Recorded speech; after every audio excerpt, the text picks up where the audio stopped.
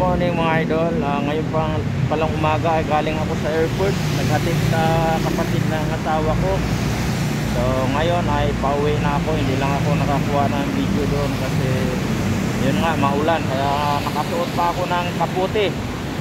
So bablog ko na lang to para may ma-upload ako sa aking YouTube channel.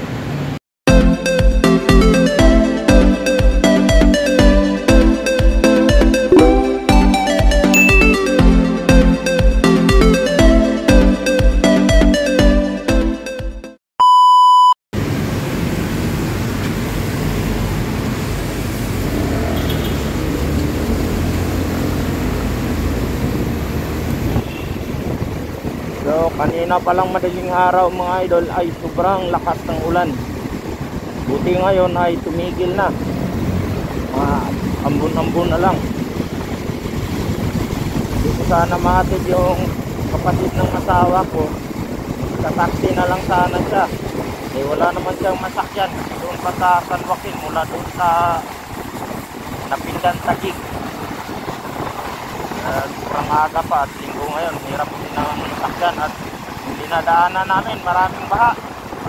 Buti na lang tumila yung ulan ay ambon-ambon na lang, so nahatid ko siya at naputi na rin. So yan o, ang dilim ng langit, babadya ang ulan.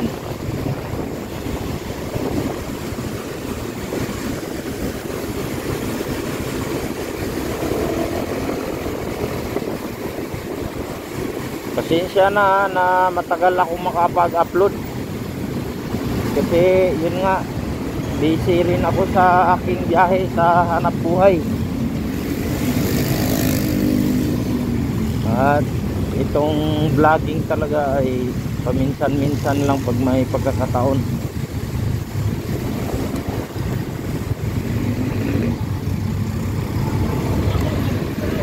So dito ako dadaan papuntang Sipay.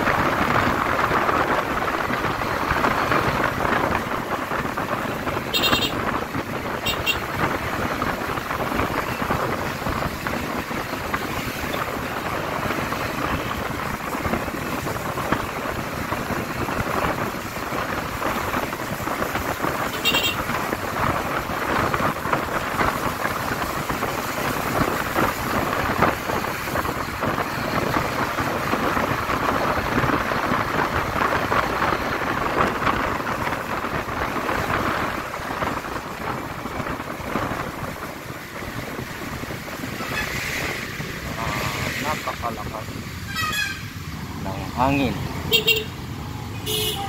Yun lang kayo, lipas pa ng linya si sir.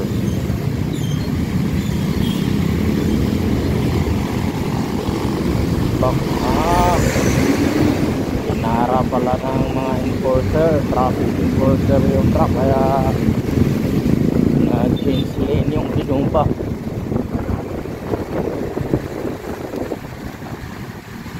Yan o. Buti na lang yung likod ko nabawas-bawasan yung sakit. Sakit pa rin. Parang ano sa lamig ba, na hanginan.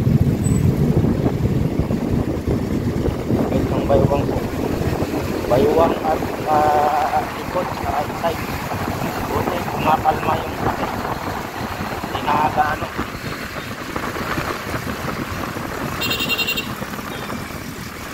Signal light.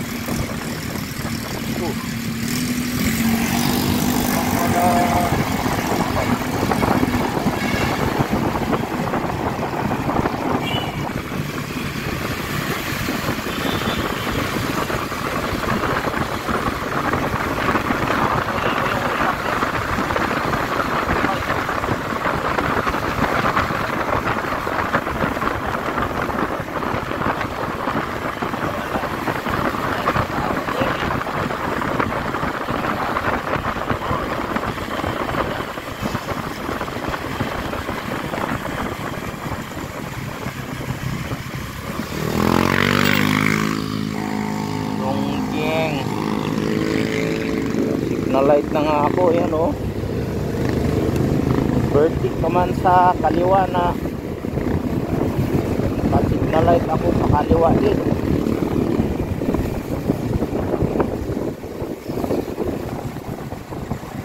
Dito ako dadaan sa Arca South. Yung mall na yan ba dyan? Yung Fisher Mall yun eh. Hindi pa ako nakapunta dyan. Nakapunta lang ako dyan pero hanggang labas lang. Tagal na yan.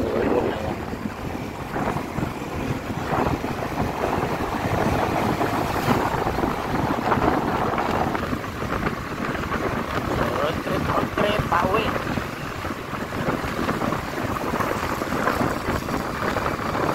Ganda sana mag-vlog.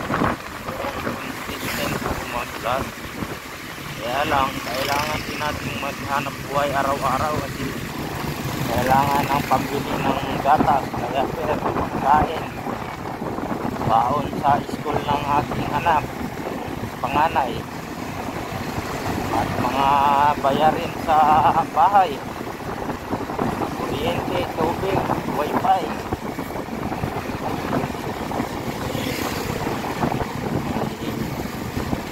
Mga bills tayong binabayaran, kaya kung may mga pagkakataon na lang talaga tayo makapag-video.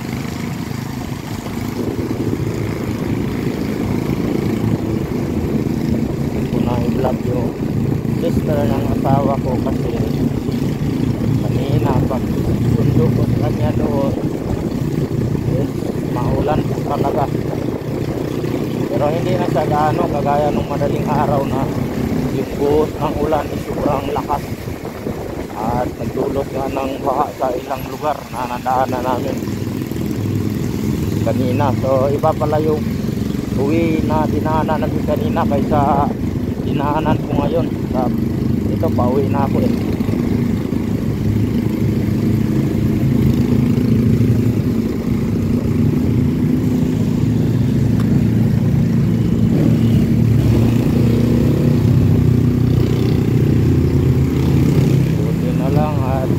Ay tumigil na kahit ambon wala na mga idol.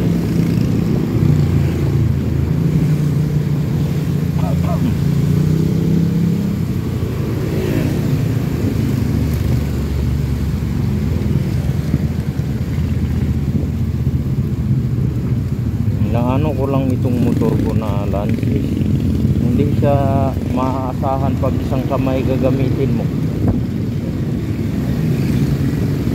Hindi naman sira yung bearing pero medyo napapansin ko, binitawan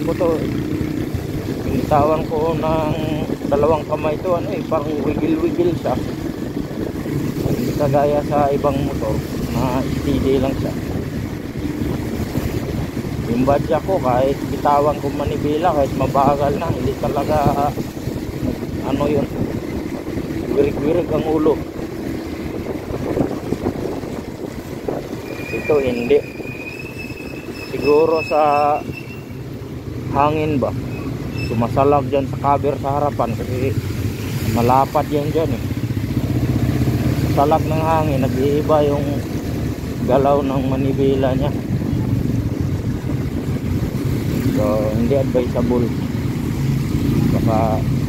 baka madisgrasya lang. Pero ayos gamitin. Siyempre kailangan man talaga 2 hands mag drive. Ayan lang, share ko lang na hindi siya pwede bitawan 2 kamay, unlike sa mga ating sa ibang motor.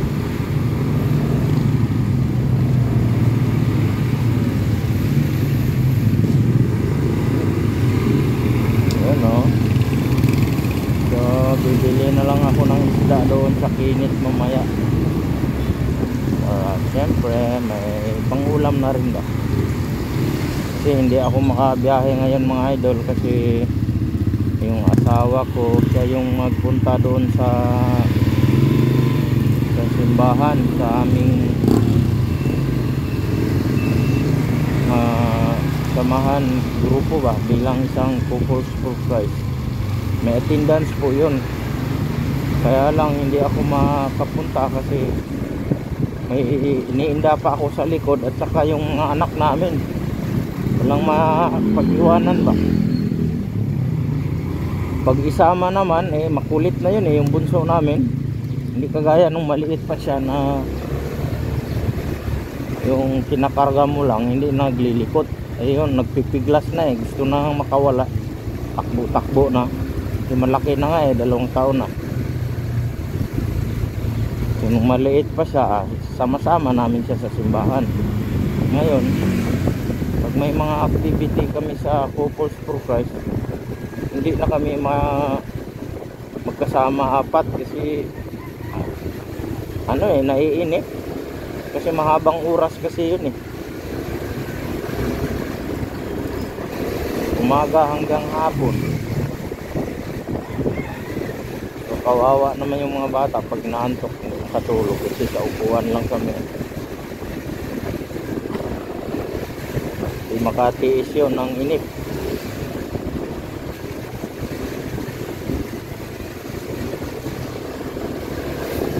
So ito part po ito ng Taguig, pero hindi ko alam kung south. Ito pala south signal.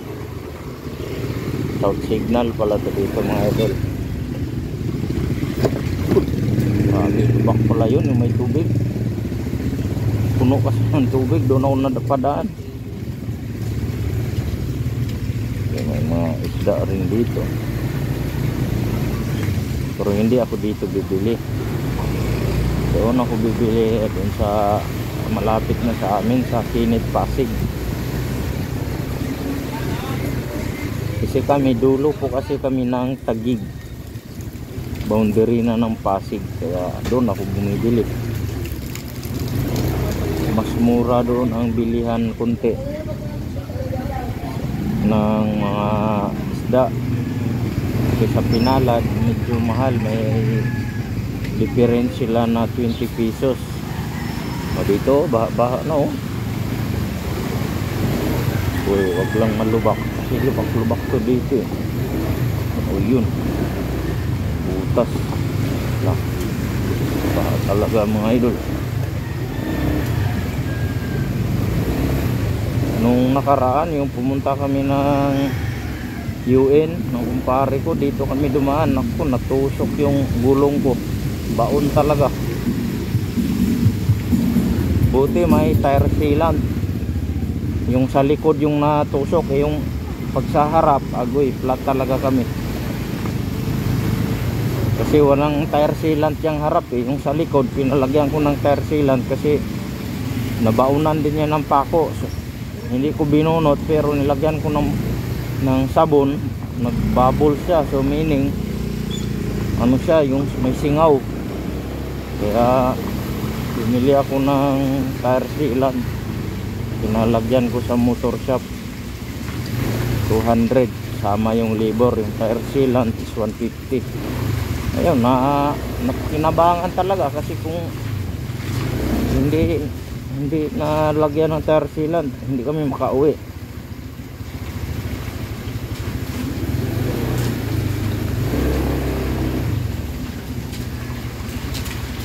So useful talaga sa mga tubeless tire ang may tire sealant, para sa mga emergency maano talaga, mga maliit-liit lang na tusok, kayang-kaya niya talaga, kayang mag-alala. Huwag lang yung siguro yung kagaya yung sa nag-rides kami ng kapatid ko dati sa Antipolo, na yung tumusok talaga,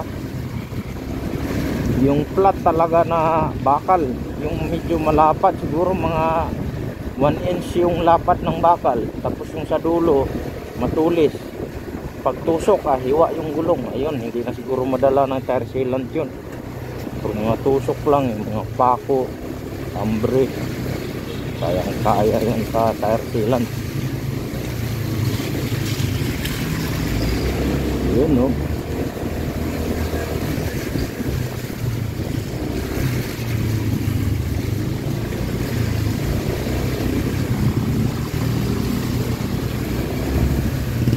Sana okay na ang lahat. Okay. Wala akong naiipon.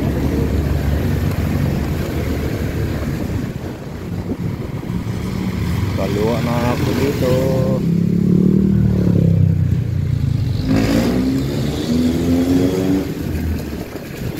Dito ako kakaliwa, pauwi sa amin mga idol. C6 yung tagos nito, C6. Ning!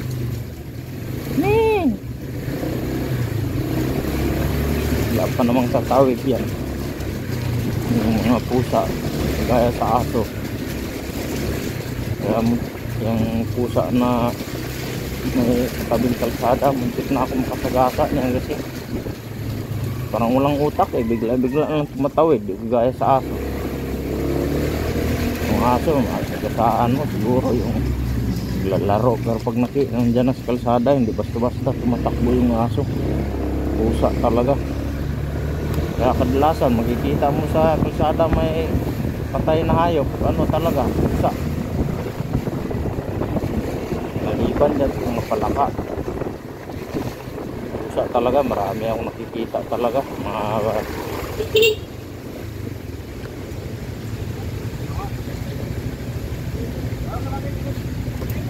malayo pa.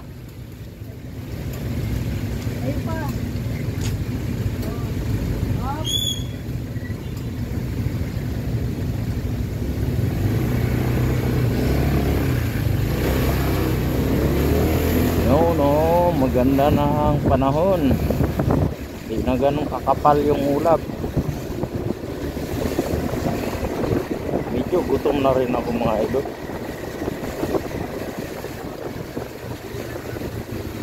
Ayan o, nagpabuhat yung dugi.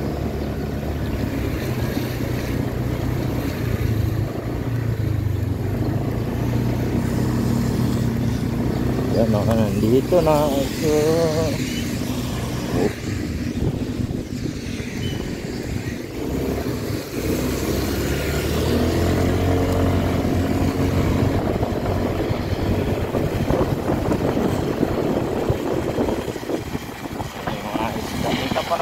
Pag sobrang lakas ng ulan, mahapaw yung palaisdaan dyan sa Laguna Lake. Ang daming bangus dito. 100 na lang ang kilo.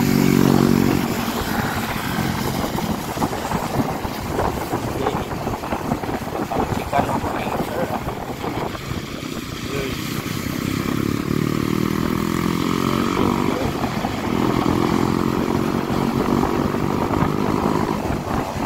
Pala ako ngayon sa C6.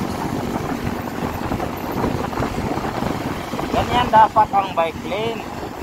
Yan o, yung nasa gilid, nakasiparate, di ba? Ganyan dapat. Yung sa EDSA, wala talaga o. Dapat share lane yan sa motor. Hirap din ng motor makipagsiksikan eh. Pero yan dapat mga bike lane na nakasiparate sa kalsada. Kasi yung bike lane na dito lang din kinukuha sa daan. Lagyan lang ng pintura, bike lane na. Umiiksi tuloy yung lumilit yung kalsada. Sabihin na maraming pareho lang naman nagbayad ng tax. Iba naman yung nagbayad nga ng tax sila, pero iba naman yung sa mga bumibili ka sa mga tindahan, kung ano-ano pang pinanggalingan ng tax. Dito sa motor, nagbayad ka ng rehistro. Tapos bawat takbo mo nito, may tax to kasi pag bumibili ka ng gasolina, tax yan eh. May tax yan. I-discriminate lagi yung mga motorcycle kasi sabihin, mga kamuti daw. Kamuti na, tingnan mo nga yung motorcycle lane, makadaan talaga dyan, mga kutsi. Kailangan naman hindi ka sisingit. Sisingit ka talaga, kaya nga nakamotor ka eh. Kung pipila ka dyan sa likod ng sasakyan, ang init, tapos minsan ulan pa, gaya nito ulan.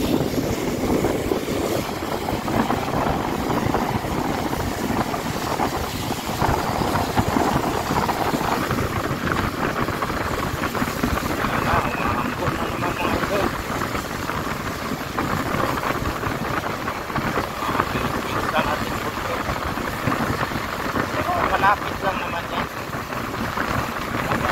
Wala na naman to. Kung sa unahan, maliwanag.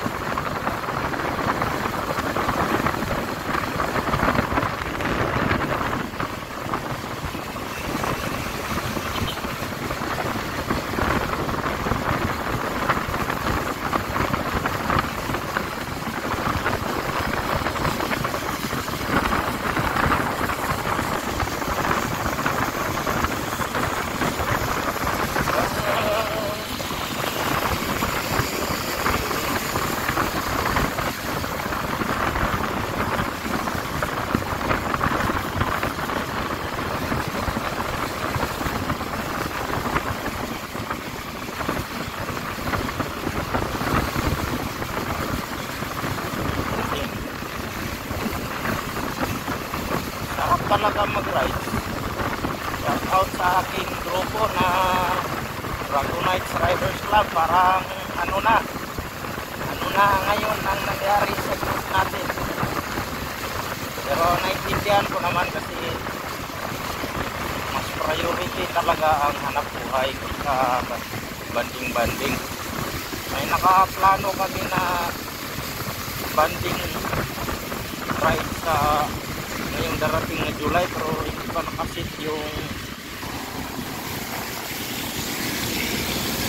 nakasit kung kailan, kasi palagay ko parang wala namang gaanong kasama eh, ilan lang kaming gustong mag-ride. So nakakalungkot kasi dami na namin pinagsamahan noon, sobrang saya. Ngayon parang bigan na dito. Ngayon, ang lamig na ang mga kasamaan namin, marami. At ako rin, malapit na rin akong nanlamig. Kasi ilan na lang kaming active.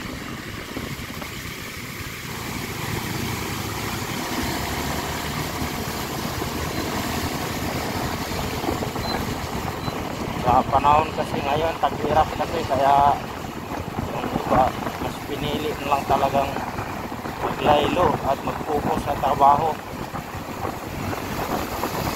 Pero sa akin naman, habang may pagkakataon, you have to enjoy, because you can never bring back the time. Habang malakas pa tayo ay may pagkakataon, kailangan ng malaking pera para maging happy tayo. Rights lang naman eh. Rights lang naman eh. Pero pag wala ka talagang budget, mga idol, hindi mo talaga magawang rights. Kasi kakain ka, tapos kailangan mo pa ng emergency money. Kahit malapit lang yan, kailangan pa rin ng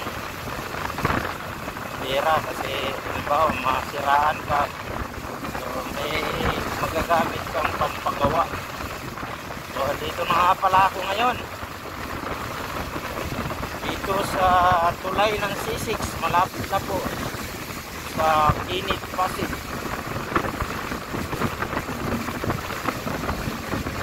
yung pagbaba ng tulay, yung pagdiretso, tay-tay na yan mga idol.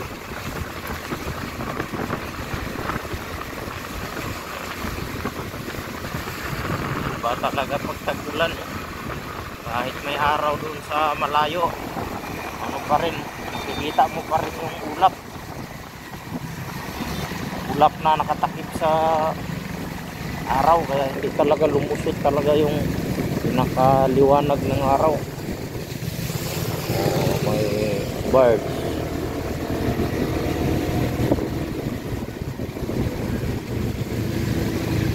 Basa na yata yung lens ng camera ko.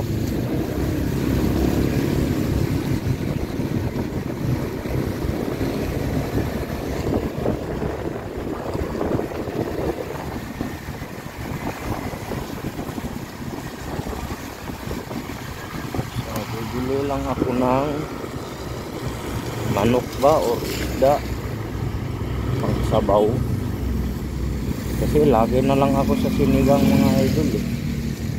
Pero mahilig din talaga ako sa sinigang.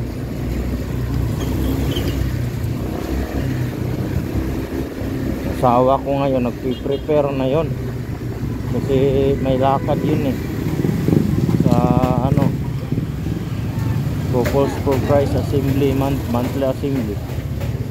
Oh boy, ano man, mga galunggong, mga isda mga idol.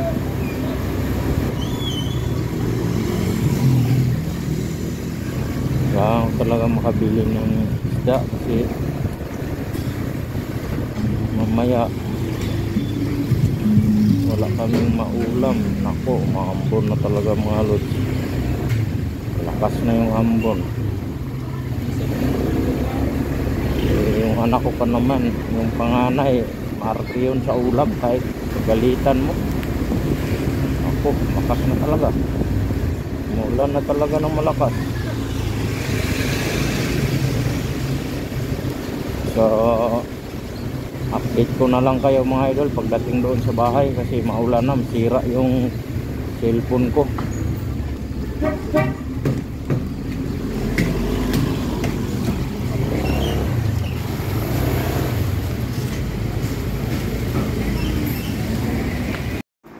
So ayun na nga mga idol, andito na po ako sa bahay at hindi na po ako nag-video doon sa pagbili ko ng isda mga idol dahil maulan na rin po mga idol, at andito na po ako at hinugasan ko na rin po itong motor, winasingan ko para yung mga buhangan ay matanggal. Bye bye mga idol, salamat.